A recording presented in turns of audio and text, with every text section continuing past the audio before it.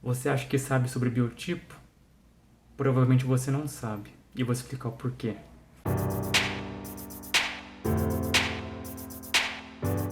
Olá, eu sou Bruno Barbieri.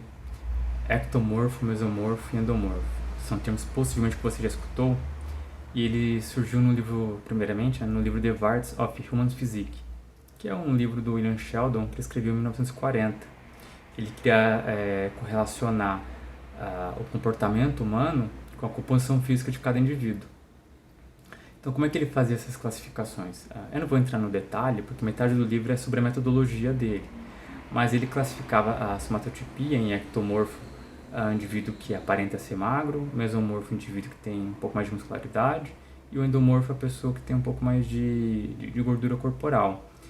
Então, e dentro dessas três categorias, tinha os subgrupos, né, que ninguém era de um grupo só, né, ninguém tinha uma predominância, quer dizer, tinha predominância, mas não era exclusivamente de uma somatotipia. Então ele classificava em 76 somatotipias no total, né. Poderia ser infinito se ele quisesse, porque cada indivíduo é diferente do outro, mas ele cita lá quais são as razões que ele escolheu no estudo. Mas dá pra gente perceber que quando ele analisava, quando ele criou esse método de somatotipia dele, que era através de fotos de estudantes, ele olhava apenas o estado do indivíduo, ele não olhava o todo, a genética propriamente dita. Embora ele diz no livro dele que a somatotipia é algo que não é mudável, que a pessoa nasceu com aquilo e não tem como mudar. Mas lembrando, ele está vendo o estado do indivíduo e não da genética propriamente dita, né? Porque ele não analisa o hábito de vida de nenhum dos universitários, né? Que participaram do estudo. Então, para que serve essa classificação de somatotipia? Bom, hoje em dia o método dessa classificação é muito mais preciso, né? É muito mais objetivo e não tão subjetivo como era na época do William Sheldon. Hoje, através de adipômetro, paquímetro, você consegue calcular, né, o quanto você tem de cada somatotipo. Então, e eles servem para você avaliar a composição, a estrutura corporal de atletas, principalmente.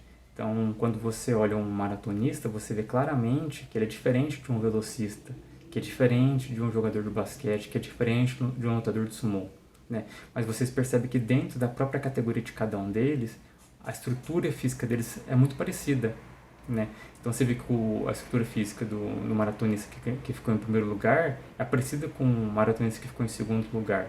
Então, quando você for um competidor que queira entrar num determinado esporte, seria interessante ele adequar a estrutura física dele para a estrutura física parecida com o pessoal que costuma vencer, né, as competições. Então, o que eu estou querendo dizer é que a somatotipia ela é apenas um estado. Ela não é a genética do indivíduo, né? Mas embora o William Shannon dizia que isso era imutável, bom, eu não vou entrar em detalhes disso, mas a sua estrutura física pode mudar. Então, um indivíduo hoje que é muito musculoso, ele pode se tornar um obeso. E daí? Ele mudou a genética dele? Não. Mas se ele fosse entrar na classificação da somatotipia, vai estar alterado. Tá? E o que eu gostaria de dizer, né? Então, primeiro, que para você calcular sua somatotipia, tem um monte de cálculo, não é algo simples que você, com seus dedos e punho, você define, né? Até porque são diversas subcategorias, precisa de equipamentos científicos para fazer isso, né? Dipômetro, paquímetro, uma balança, enfim, né? E tem os cálculos que precisam ser realizados.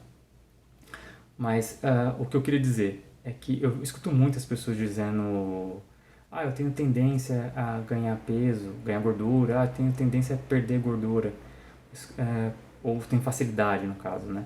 Mas quando você diz que você tem facilidade em alguma coisa, você está comparando com o normal, né? Mas o que seria o normal? Porque com o que você está comparando, na verdade, né? Porque comparar com outro indivíduo não faz sentido. Você tem que comparar, porque além da genética, ele tem um estilo de vida diferente do seu. E isso é o mais importante, é o estilo de vida.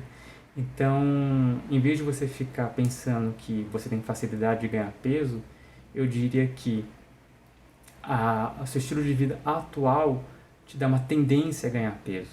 Porque se você mudar o seu estilo de vida, pode ser que você tenha tendência a perder peso. Por exemplo, eu hoje não estou fazendo musculação por causa da pandemia. Vai fazer um ano que eu não estou treinando. Eu já perdi 13 quilos. Ou seja, meu estilo de vida atual é de perder peso, entendeu? Eu tenho tendência a perder peso. Mas na hora que eu voltar para academia, eu vou ganhar peso. Então eu tenho a tendência de aumentar o meu peso. Tá? Isso, minha genética não está mudando. Se eu fosse fazer minha somatotipia, vai estar alterada. Tá? Então, em vez de ficar se preocupando com a sua genética, com o seu somatotipo, como é que eu estou agora, tenho facilidade de perder gordura, então analise o seu estilo de vida, o que você está fazendo. O seu estilo de vida vai te dizer para onde que você vai, qual que é a tendência do seu peso ou da sua composição corporal. Tá? Lembre-se que a sua composição corporal, né, o seu peso, a sua estrutura hoje, não é fruto da sua genética, é fruto do seu estilo de vida, tá certo? Então, caso tenha alguma dúvida, deixa os comentários aí que eu vou responder, tá certo? Um abraço.